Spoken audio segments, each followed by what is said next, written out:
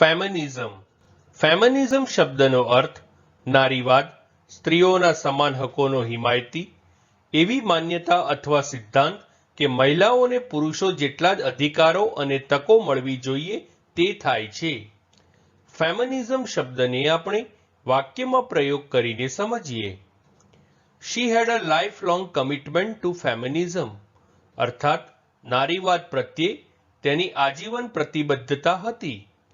એક બીજું ઉદાહરણ જોઈએ. Feminism is the belief in social, economical and political equality of women, અર્થાત નારીવાદ એ મહિલાઓની સામાજિક, આર્થિક અને રાજકીય સમાનતાનો સિદ્ધાંત છે. ફ્રેન્ડ્સ, ચેનલ ઉપર બીજી વિડીયો છે જે તમે જોઈ શકો છો અને ચેનલને લાઈક, શેર, સબસ્ક્રાઇબ અને કોમેન્ટ કરવાનું ભૂલશો નહીં. Thank you.